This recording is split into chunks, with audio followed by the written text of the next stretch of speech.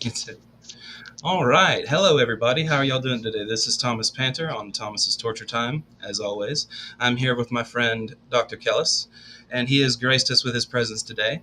Um, I like to usually do the introductions, but if let's see, I'm going to say this and you tell me if it's correct because uh, you are a computer scientist and computer biologist known for your work in the field of computational biology and genomics, right?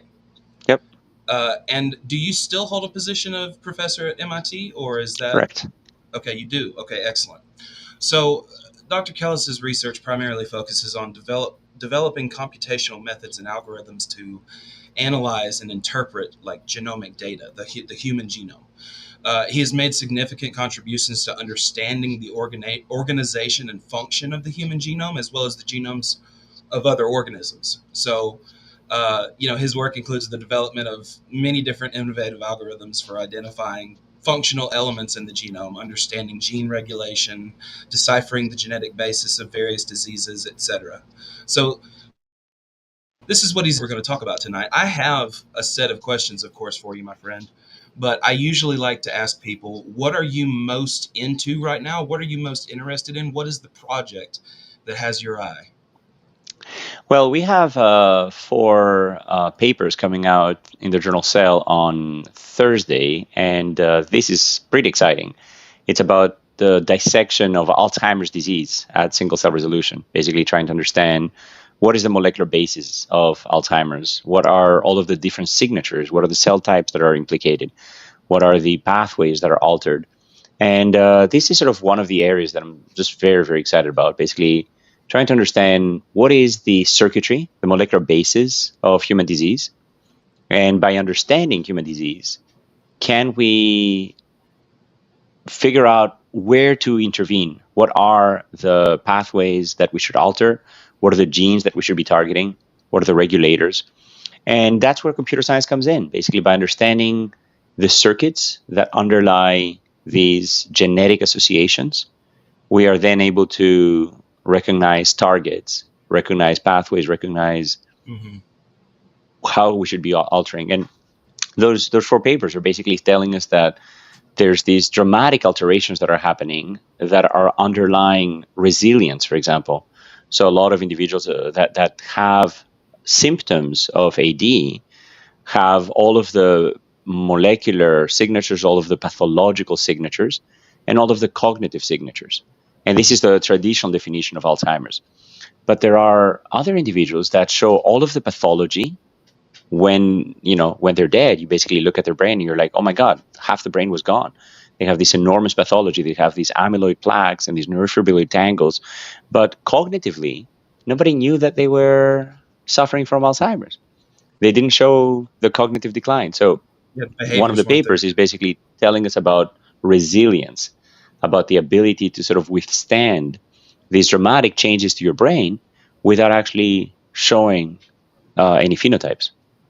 Yeah. Another one of the papers is basically telling us how the immune cells of the brain, known as microglia, how they are rewired during Alzheimer's disease, how they become inflammatory, and what are the circuits, what are the regulators that we can use to turn them back to homeostatic state, so turn them away from inflammation, which is very damaging.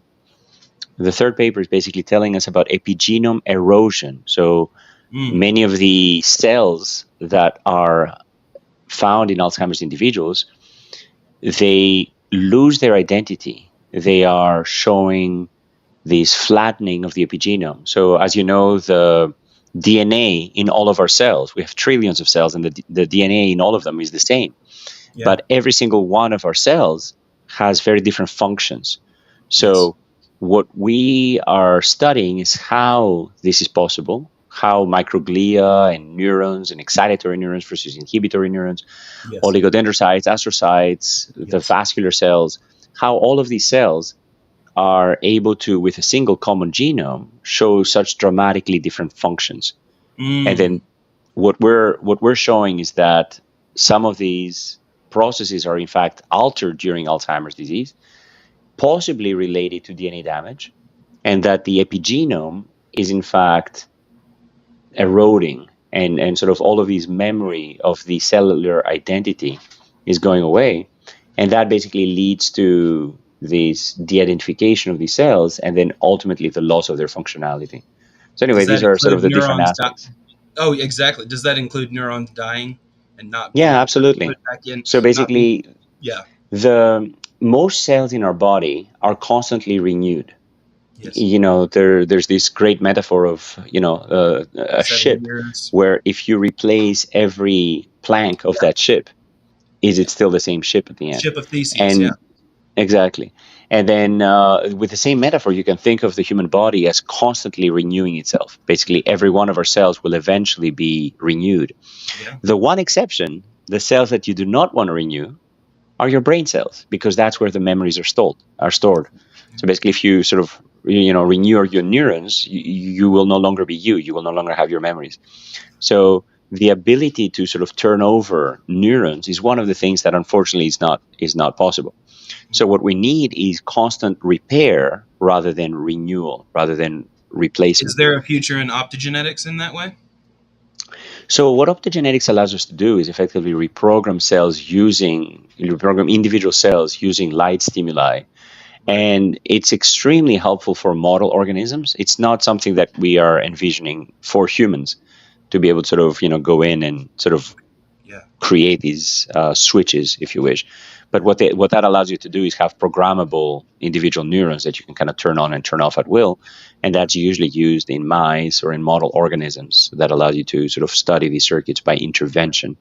But there are other ways of intervening on the brain, which is using, for example, electrical stimuli, or using optical stimuli, or auditory stimuli, or magnetic stimuli. So basically, there's a lot of startups that are basically looking at different ways of intervening in addition to the traditional chemical ways, just because of the electrical properties of the brain. Yeah. No, that's awesome. Did you mention the fourth one, or did I mishear you?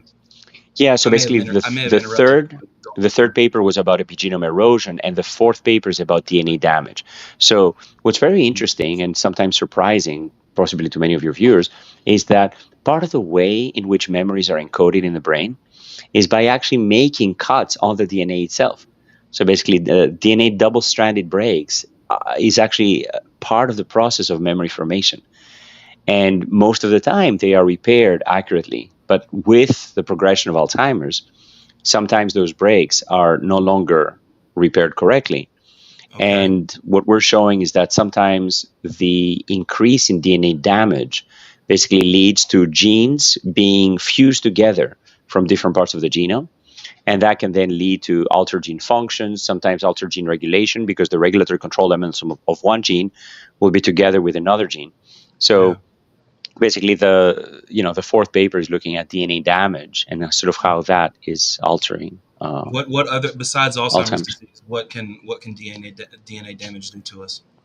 So DNA damage is involved in cancer, for example, but Hmm. there it's a programmed beneficial change that is actually beneficiary to the cancer cells.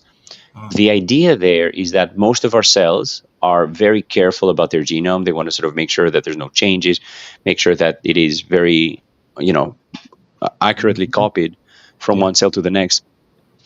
With cancer, however, what is beneficiary to cancer is that you can have massive dysregulation, because that might actually turn on genes that are helping the cancer replicate more, or that are helping the cancer gain new functions. For example, evading the immune system, or sort of turning on angiogenesis to basically sort of bring more energy to Yeah. itself, etc. So in the case of cancer, this DNA damage is actually self-reinforcing. So basically, the more mutations you have, the more likely you are to be replicating. For neurons, it's a little different, because the neurons don't replicate. So basically, simply having neurons, replicate is not something that sort of is self-reinforcing. So Yeah. the DNA damage there is sort of more of a passive event, and simply possibly the result of this accumulation of DNA damage, and at some point, possibly coupled with the epigenome erosion, sort of being able to sort of going past the point of no return in terms of the accumulation of that damage. Okay, And so there it yeah, kind of leads to these very detrimental end stage processes. But most of the time, neurons will not simply apoptose, like self suicide, the yeah, way that most other cells will, just because we kind of like keeping on to our memories. yeah. You keep the. So could you explain, just I guess in your way, because it'll be much more professional than anybody else could explain it, what neurogenesis is to the audience? So the way that our brain forms is truly extraordinary. So most of our body forms through a series of sort of replication event and specialization of the different cells. So every person starts from a sperm and an egg meeting and then forming the zygote. And then the zygote undergoes a series of cell divisions, sort of forming in mass, of Hmm. course always receiving the nutrient from the mother Right. or from the egg in sort of precursor species before mammals. So dinosaurs and lizards, etc. They lay eggs instead. But Right. basically, the egg for mammals is inside the mother. So basically, all of the nutrients are constantly supplanted there.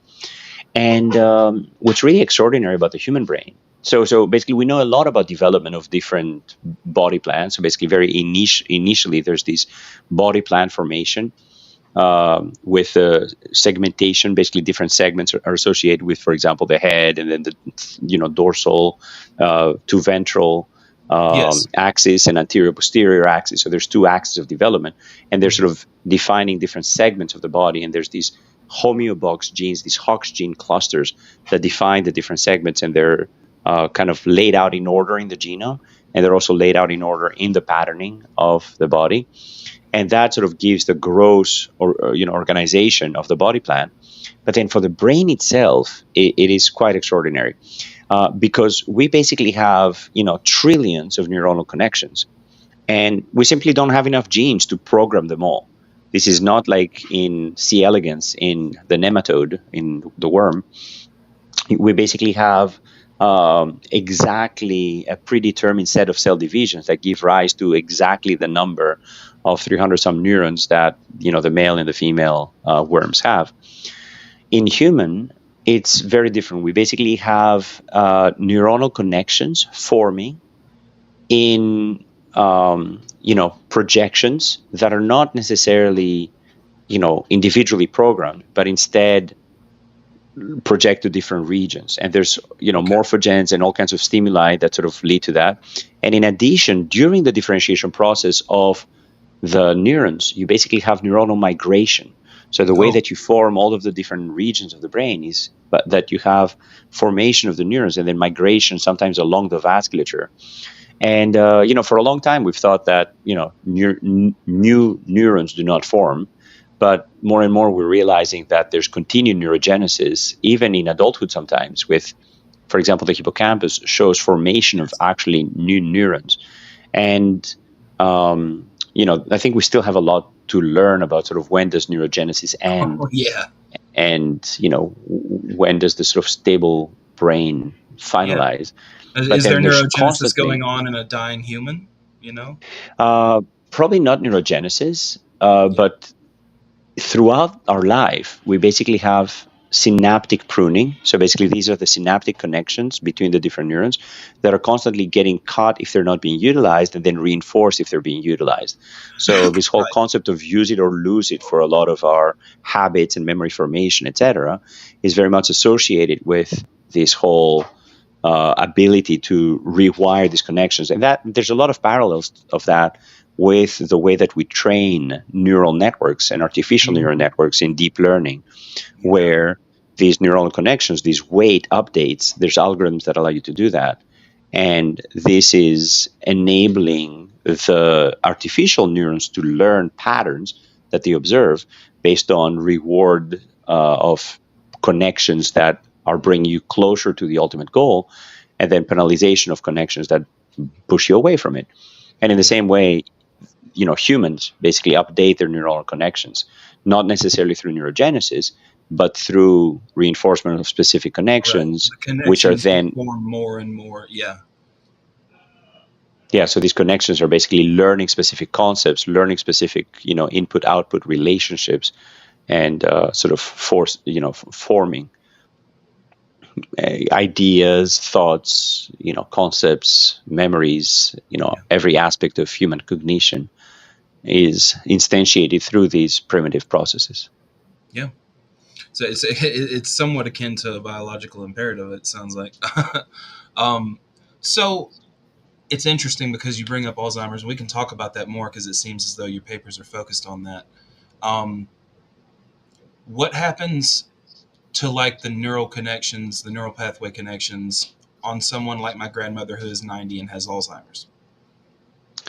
So That may have not been the best question, but I think you no, get. no, no. So basically, the way to understand Alzheimer's is the same way that you should understand, early life growth, embryonic development, childhood, adolescence, and adulthood.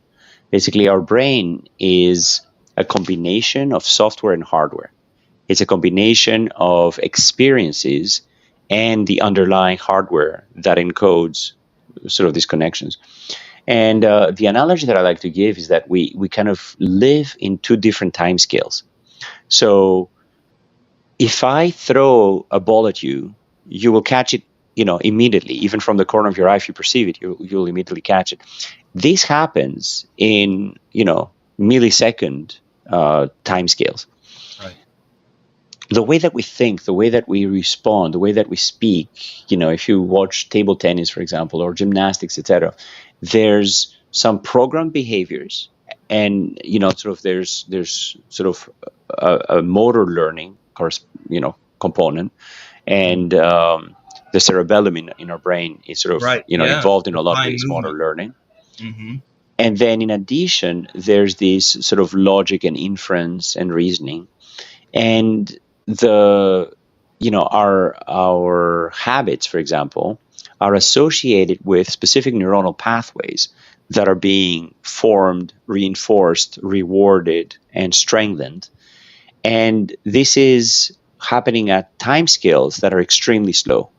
Yeah. By contrast, when I throw a ball at you and you catch it, this happens at timescales that are extremely fast. So physiologically, life undergoes transcription, RNA expression, epigenome activation in the order of minutes, sometimes hours. And you can think of that as the hardware changes that are kind of implementing the underlying circuitry upon which all of these electrical signals and stimuli, which are much, much faster, will be Yes. happening. Yeah. And, if you look across different kingdoms of life, you will see that, for example, plants, if you accelerate them by a factor of 100, then you can kind of see them moving, reacting, looking at sunlight, turning, etc. Right. So uh, life has like all of these different time scales at which it operates. Now, if you look at the changes that are happening during the adolescence, you basically see changes that are, on one hand, happening in the learning itself at the electrical signal, which is then translated to chemical signals of synaptic connections being reinforced, strengthened, etc. And then that ultimately translates to actual hardware changes in the actual circuitry of your brain.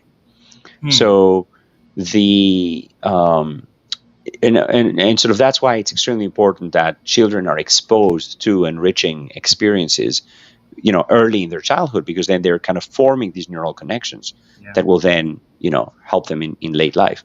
Yes. And now to look at Alzheimer's, for example, if you have an enriching childhood, that actually gives you increased resilience, increased reserve against cognitive decline.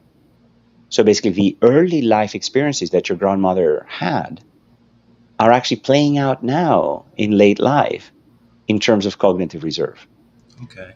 And the way to understand the late stage of life is that we have this extraordinary machine between our ears that's basically running 100 times faster than many of our relatives.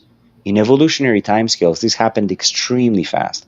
And there's metabolic adaptations that humans had to kind of undergo in order to achieve that. And Yeah. if you look at the resilience of a brain that undergoes injury, it basically switches from mitochondrial energy production to directly burning of sugar.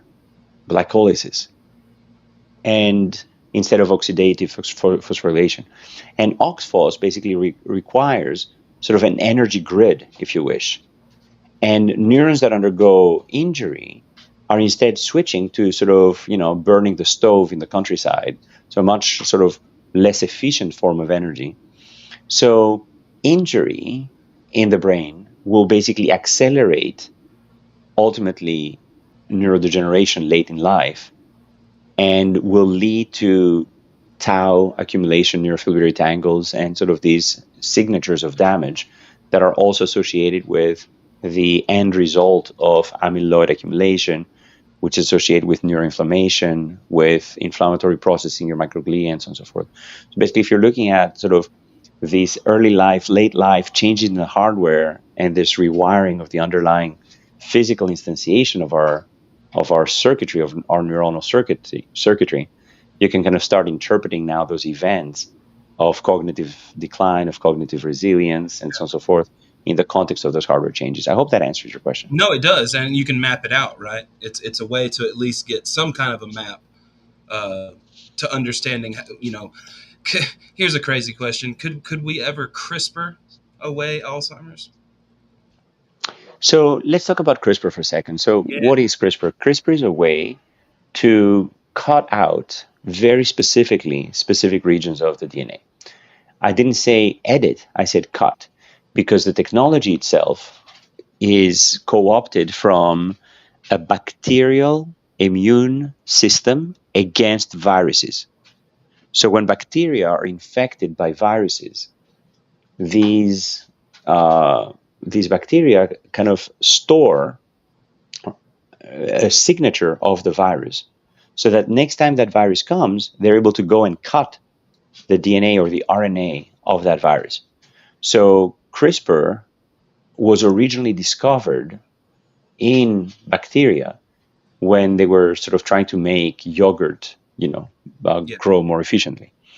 And what CRISPR does is that it has this programmable array that allows you to now cut very specifically based on a sequence signature of the virus to cut that virus. Gotcha. We have, as engineers, co-opted this to sort of allow replacement of these viral signatures to basically be any location in the genome that you'd like to cut.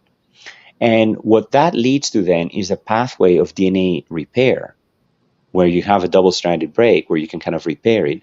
And the way that genome editing is usually implemented is by combining this CRISPR ability to cut very specifically a piece of DNA with band-aids that we throw that basically have a complementary sequence to the one you're cutting with the specific letter that you'd like to replace replaced. Yeah. Now, when you start thinking about sort of CRISPRing out diseases, the way that you think about this is that there are strong effect genetic variants that will sort of predispose someone to a disease, and that you will somehow be able to edit those variants. For most diseases, the variants are, the genetic differences are playing a very, very small role. There are some exceptions. So for example, for obesity, there's a single locus that adds 7 pounds to your adult weight if you're homozygous for that locus. This is an enormous effect size. Most of the variants have tiny little effect sizes. But this one is an exception. FTO in obesity is an exception. ApoE for Alzheimer's is also an exception. So ApoE4, the E4 allele of the apolipoprotein E, ApoE gene, the E4 allele for ApoE4 individuals increases your risk by a factor of 10. So if you are a carrier of 2 copies, one from mom, one from dad, of the ApoE4 allele, then you have a 10-fold increased risk. Wow. So the actor that plays Thor in the Avengers, Chris Hemsworth, was recently sort of came out November last year, basically saying, I am homozygous risk for ApoE4. Actually, on the same day that our paper studying the effects of ApoE4 appeared in the journal Nature. And what we showed is that individuals who carry the E4 allele have altered gene expression in very specific pathways in multiple cell types. And the one that we focused on that paper was basically showing that oligodendrocytes, which are the cells that protect the axons of neurons, Yes. that coat them with myelin, Yeah, the this sheath. sort of, Yeah. Yeah. exactly, the myelin sheath.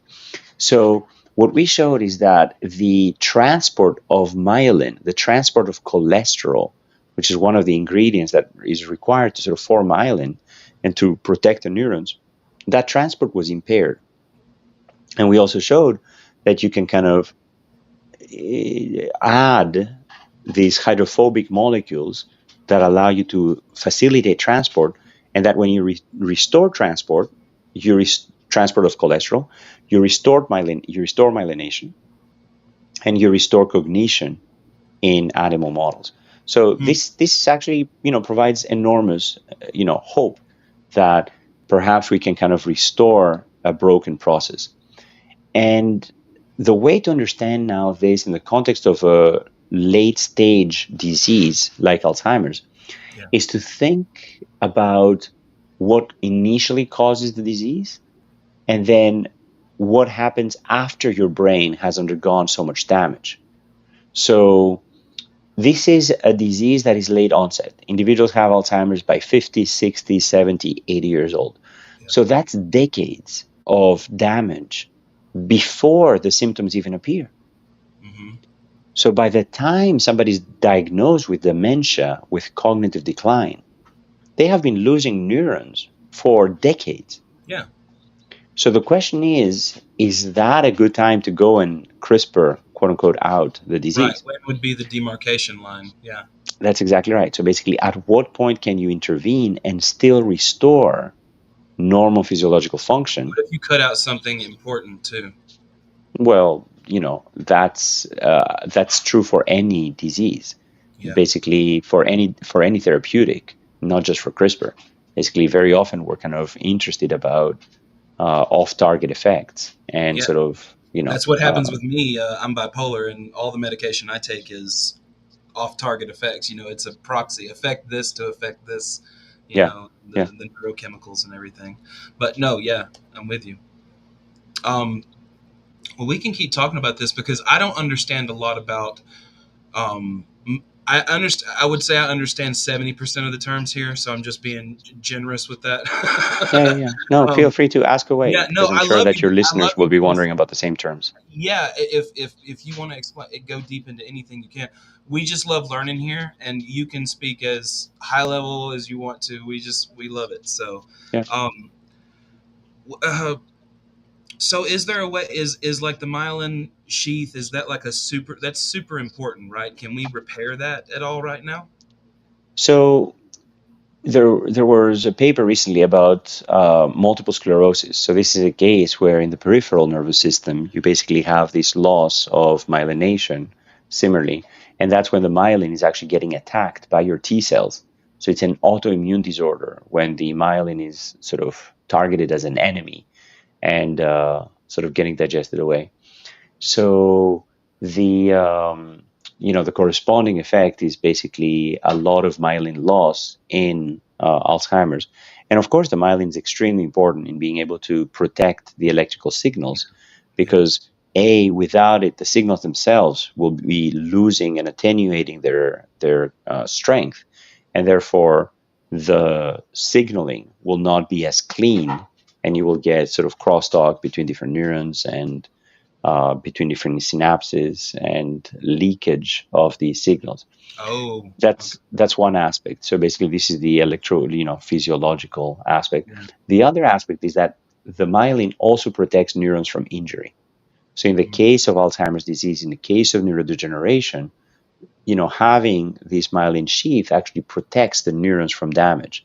So there's a double whammy there. On one hand, the signals themselves will not sort of travel as easily. On the other hand, the actual circuitry of your neuronal connections is actually falling apart. Mm. Is there any medicine to affect this?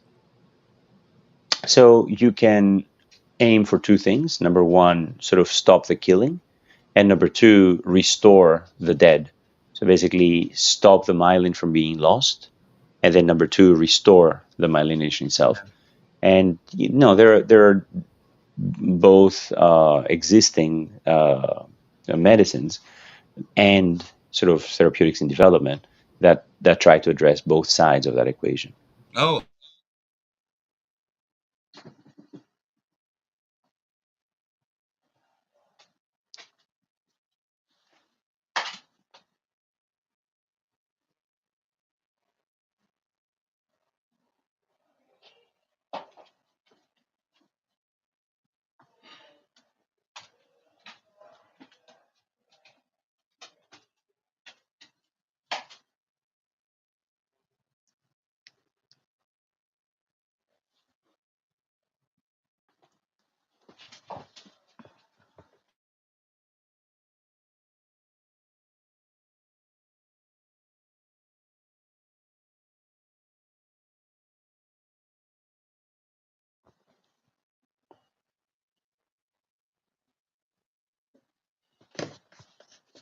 I feel like we lost Thomas. I can see some of the comments on the chat. It says protein buildup preventing nervous system communication. We have to look at the difference of binary logic versus biological knowledge, logic. That's very cool. Okay, so you're saying that the experience of engine is causing the physiological problems for the engine from the future. RNA replication, splicing. Um, yep, he's reloading. Um, so yeah, I want to go back a little bit to the concept of CRISPR and being able to edit individual genetic variants. So the way that I think about this is that we're not going to be editing diseases away by eliminating individual variants, because many of these variants for complex traits are in fact very weak effect variants. For rare diseases where you know that you almost have a sort of destiny, where the effect sizes are very large, then that makes a lot of sense. And there's several companies that are sort of focused on doing that, very rightfully so. Um, but for the vast majority of complex traits, these effects are very small. So the way that I think about these therapeutic development is not through individual variant edits, but instead we use the genetic variants to establish causality, to establish the circuitry. And then once we have established that, then we're able to go and understand how are these variants acting?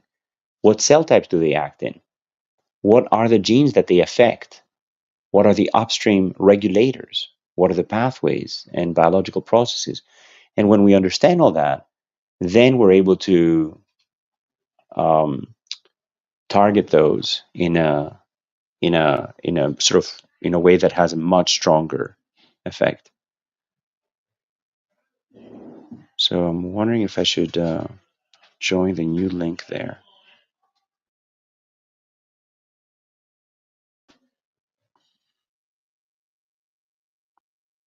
Okay, so I'll just stay on. Okay, no problem. Yeah, no worry. So I don't know if you have any questions. I'm happy to dive into those. So he asked me earlier what things I'm excited about. So I mentioned the 4 papers that are coming out in Cell, and they're all about Alzheimer's. We have another paper that's coming out in Nature Genetics, also on the same day. And then that paper is looking at genetic variation in brain, heart, muscle, and lung, and how that is associated with changes in the epigenome across hundreds of individuals. So this is part of the GTEx project, the Genotype Tissue Expression project, and that's allowing us to understand how are genetic variants ultimately manifesting into disease impact, and what are the intermediate molecular changes that are associated with those. Hey, Thomas, are you back? hey, hey, Dr. Kellis. Yeah, my internet is terrible, man. I don't No, it's understand okay. what's going on. No, yeah, it sounded like y'all were talking about something interesting. If you want to expound upon that, please go ahead. No, basically, you asked me what am I very excited about, and I mentioned the 4 papers, but there's a lot of things that I'm very excited about. One of the Well, things that keep I'm going. excited about is basically now that we have many of these targets for understanding the causality of these different disorders, understanding the way in which they impact gene regulation, the way they impact the cellular circuitry of the cell, we now have the ability to say, okay, great. Now that we have this target, how do we develop a therapeutic for it? And traditionally, this has taken decades, basically from the initial discovery of the target to sort of designing the drug, optimizing the drug, etc. And this is a place where we are trying to shorten that from 10 years to a few months. And the way that we're doing this is leveraging the power of large language models, of protein language models, of graph neural networks and geometric learning, Mm. and this extraordinary power of generative AI. And in particular, what we're doing is we are training models that have as input, on one hand, the folding of a protein, on the other hand, the description, the biological description of the function of that protein. And in a project that we're carrying out in collaboration with Marinka Zitnik at the Harvard Medical School and Brad Penteluta at Harvard at the MIT Chemistry Department, what we're basically doing is, on one hand, using the genomics and the genetics and the epigenomics to understand the circuitry and understand the target genes and the pathways and the biological processes.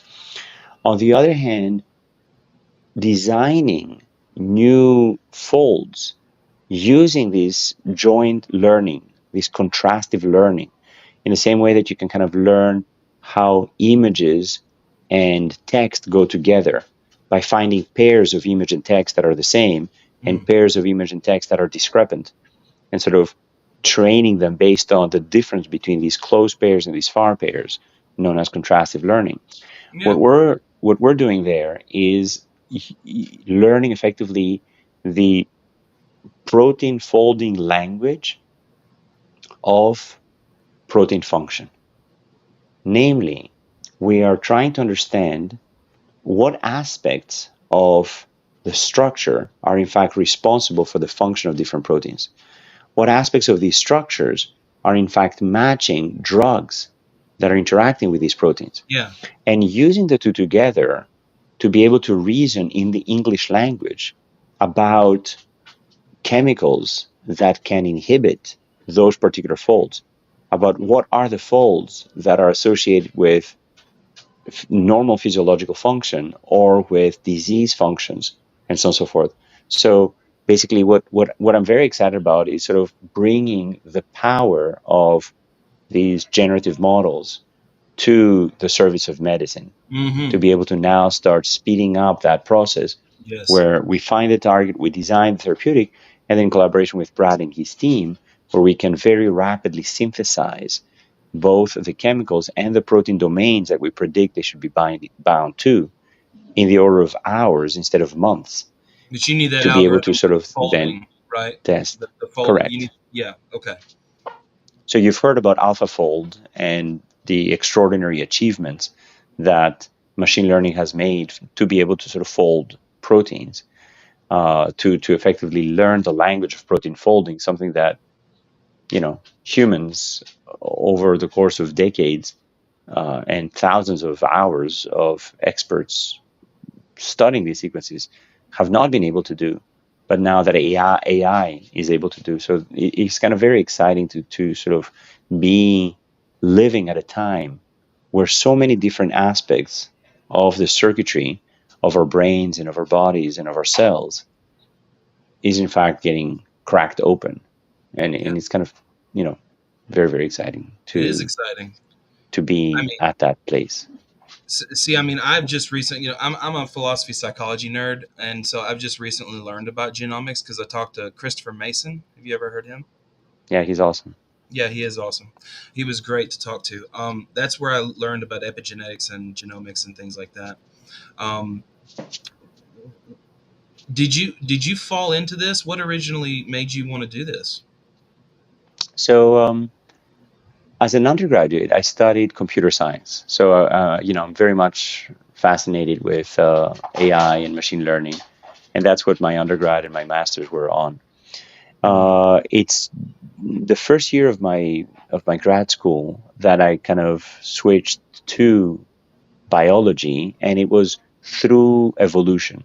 So I always wondered about genetic algorithms yeah. and how, like this extraordinary elegant model of Darwin that sort of basically couples random mutation with brutal selection. So, the mutation, the generation of diversity is purely random, mutations occurring throughout the genome. And then the adaptation to different environments happens through simply survival of the fittest. Right. And this is very elegant when you're kind of building computer programs that are trying to sort of find solutions by Yeah. combining parts. Evolutionary algorithms, that kind of thing. Correct, genetic Yeah. Yeah. algorithms. Yeah. And basically, what bothered me is that if you look at the timescales of evolutionary adaptations, it basically took us 1 billion years for single cell organisms to, figure out all the basic machinery. Hmm. And then the acceleration towards multicellularity, complex body plans, all of these evolution of organs and the specialization of all of these different hundreds of cell types in the human body Yeah. and in the human brain, that happened in the blink of an eye Yeah. evolutionarily. In deep time. Yeah. So Absolutely. with genetic algorithms, this should not be possible because as you increase complexity, the space of solutions becomes so large that finding the beneficiary ones is very difficult. Yeah.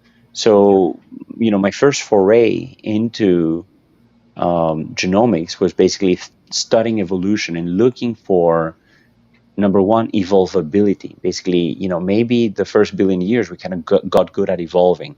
We kind of discovered modular structures for genome organization, making sure that the space of solutions is not mostly leading you to non-functional things, but that there's a language for DNA that then allows most mutations to effectively be Hmm. uh, tolerable and to sort of have that robustness, that modularity that then allows for evolvability.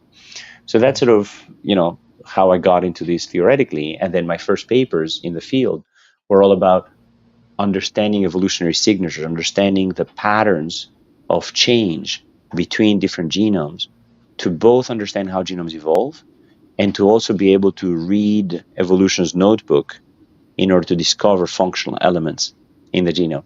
So I discovered a Yeah. series of evolutionary signatures, lenses, if you wish, that allow you to discover where are the protein coding genes, where are the non-coding regulatory motifs, where are the RNAs, the microRNAs, etc., in the genome, and using those to effectively, for the first time, understand the human genome de novo.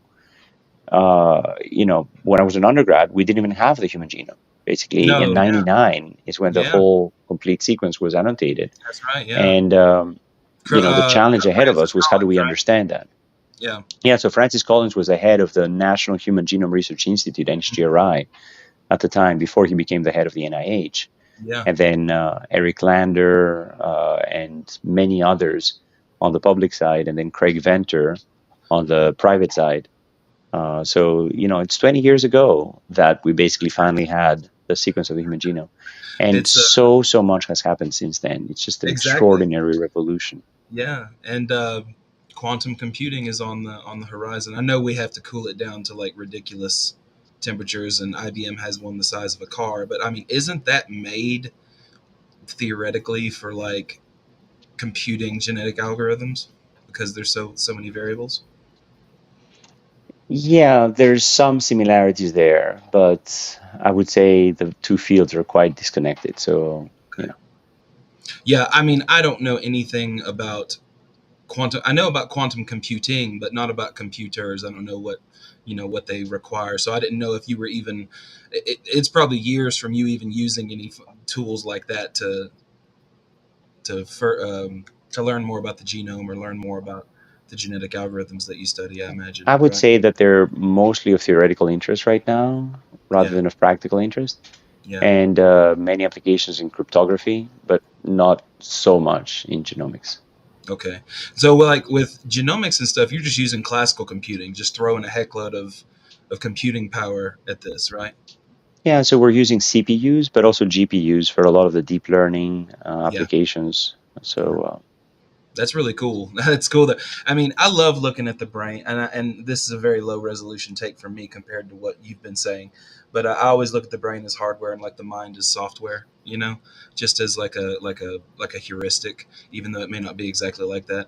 Also, some people automatically think that because DNA is a code, that means it's intending to transmit a language from an agency to another agency, and it's like no, DNA is analogously a code, right? Or a language. well, there's many transformations and many codes at many layers inside our body. So at the base, you do have DNA that codes for protein, for example. Hmm. And there, it is truly a code. There's a genetic code that allows you to translate the nucleotide sequence into an amino acid sequence. Okay. And, you can think of it as assembly code that you're then sort of translating into um, a program that you run that eventually folds into 3 dimensions and makes a protein. Yeah. That's a base layer. And then on top of that, there's the epigenome. So the epigenome is kind of interpreting the DNA and turning on and turning off different parts, poising the other parts, sort of marking repressed regions and heterochromatic regions and transcribed That's what regions the and epigenome is promoters and doing. enhancers. That's what the epigenome is doing. It's basically marking the regions that will be important for every Okay. cell type to maintain its function. Right. And then there's a code there as well. Then there's the code of how different parts of the DNA evolve over time, how different types of functional elements evolve over time. There's a code for the positioning of the nucleosomes. There's a code for the epigenomic modifications that are happening both at the histone proteins, but also the epitranscriptomic modifications that are happening at the RNA. Yeah. Describe that word. And let me just add a few more of those. Go ahead. So Go ahead. basically, all of that is the base layer.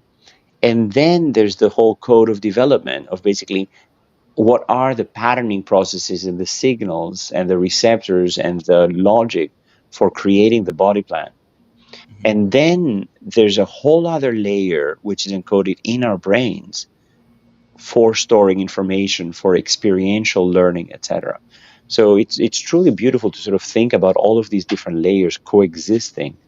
And as we're trying to understand, for example, the impact of Alzheimer's on cognition, how much of that is due to the neuronal encoding of information versus the epigenomic, DNA breaks and genome rearrangements and genomic and epigenomic organization within every one of these neurons versus the DNA code or the nucleosome positioning code and all of the regulatory code, all the developmental code. So it's it's Yeah. it's just very beautiful to sort of think about all of these different No, I see layers what you. of encoding coexisting, Yeah. It's each it's all living in it's its own time scale. in its own time scale. Yeah. Exactly. Do you remember that word that you said? Could you describe that to me? Because I don't remember it now that you said it. Oh man. It was Because about I nucleosome understand. positioning and epigenomics and There was histone like a. modifications. That's okay. I won't remember it because you said it was really specific, and I thought I would ask. I didn't mean to interrupt you in your flow there, but No, no problem. no, I see how it can be seen as a code, and I get that there are different, many different levels that you just described very elegantly about that code. I was just making a pithy comment about how sometimes people will talk about DNA as being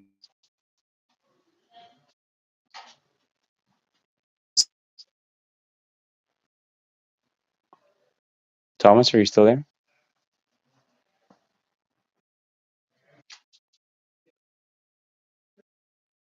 It's okay. So I kind of have to go as well. So I think I'll take the opportunity to thank you guys for the chance to speak with you tonight, and I look forward to seeing many more of your episodes. Yes, we will share the episode with you. Thank you very much, Awesome. Dr. Thank Kellis. you. Yeah, thank you. Good night. Bye. Good night.